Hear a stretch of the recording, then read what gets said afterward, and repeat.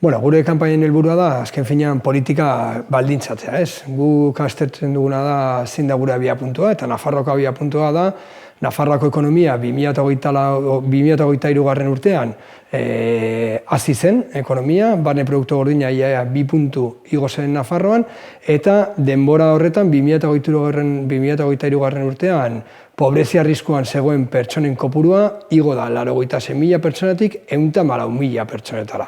Orduan horrek argi eta garbi mahai gainean jartzen du Nafarroa daukela arazo bat aberastasunaren banaketarekin. Eta aberastasuna banaketzeko gobernuek eta administrazioek daukaten tresnara gainkorrena fiskalitatea da. Eta helaren ustez, gaur egun Nafarroan dagoen fiskalitatea bidegabea da.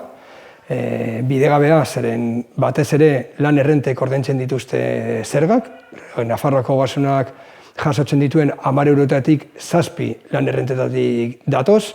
Bigarrenik ere Nafarroako fiskalitatea ez nahikoa da, konparatzen baldin badugu Europar Batasunarekin 2.000 milioi euro gutxiago jasotzen digulako, eta hirugarrenik ere Nafarroako fiskalitatea ahalbidetzen du errente altuak eta kapitalak iruzur fiskala egitea. Eta hori da gaur egun Nafarroan dagoen egitura fiskala, eta hori salatu nahi dugu, eta gure interpelazioa da alderdi politikoei egoera hori buelta emateko.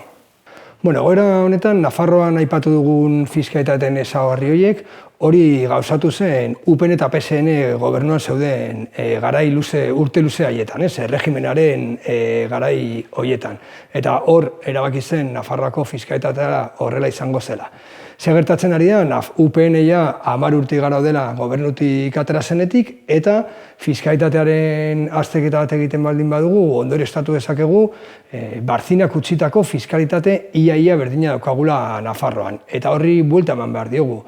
Aste honetan bertan, Txibitek berak onartzen zuen Nafarroako enpresa guztien 83% ordaintzen dutela estatuan baino zerga gutxiago, eta hori berri hori azpimarratzen da Nafar gobernunek bere burua aurrerakoi bezala aurkezten duen Nafar gobernunek berri hori fiskalitatea enpresen beseetarako jartzen duela.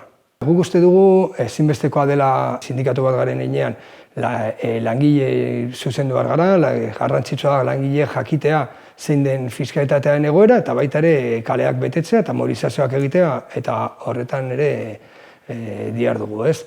2023 urtean Nafarroako parlamentuak abenduan, azkenengo osoko bilkuran, onartu zuen erreforma fiskala. Erreforma fiskal hori adostu zuten Nafarroako gobernua, hau da, PSN geroa bai eta Kontigo Zurekin, EH Bildurekin. Eta UPNek lege horren edukiaren balorazio positiboa egin zuen. Javier Esparzak iragarri zuen UPN aldeko bozka egin behar zuela.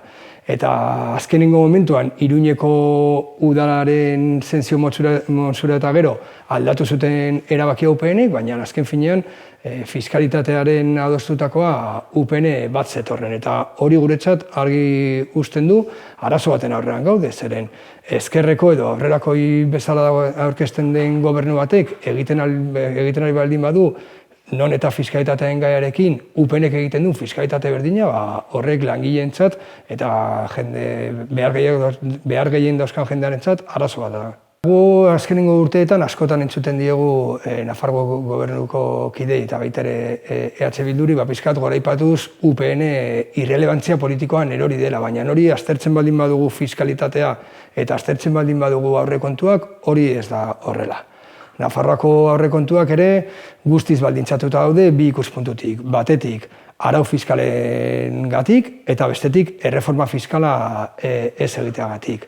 Arau fiskala hor urtero Nafarroako gobernuak adosten du estatuarekin zen izango den gastu araua, eta hori administrazioak askoz jota gehien gastatu dezakena. Eta hori neoliberalismo pur eta duro da. Neurri horiek neurri neoliberalak dira eta eskuineko neurriak dira. Guk uste dugu garrantzitsua dela azkenengo boladan ere ematen ari den mobilizazio maila. Hor sektore publikoan irakaskuntza bi greba egin dira eta hirugarrena egingo da urtarrilean. Azken 10 urteetan sektore publikoak egon diren mobilizaziorik potentenak dira eta guk uste dugu bidea hortik dijoala, ez? Azken finean kaletik baldintzatu behar ditugula politikak. Eta gero ere badago beste gatazka bat dela erresidentzietako gatazka, hor batez ere emakumeak lideratzen duten gatazka bat, Nafarroan lehendabiziko aldiz erresidentzietako hitzarmen bat egoteko, eta hori ere ez da soluziorik ematen aurrekontu horietan. Hor azken finean, eraldaketa sozialaren alde lan egiten ari garen sindikatu eta eragileak, behar sozial gehien dauzkaten pertsonak, guztiok behar dugu instituzioetan gure aldarrikapenak gauzatzea. Eta hori badira bi elementu, bai aurrekontuak eta bai fiskalitatea, benetanzko gauzak baldintzatu daitezkenak, eta gure zoritxarrerako hori ez da horrela izaten ari, eta gure apostua da bai kalean eta bai lan zentroetan gure ekarpena egitea, ea lortzen dugun benetako aldaketa esparru horietara ere iristea. Zerbitzu publikoa!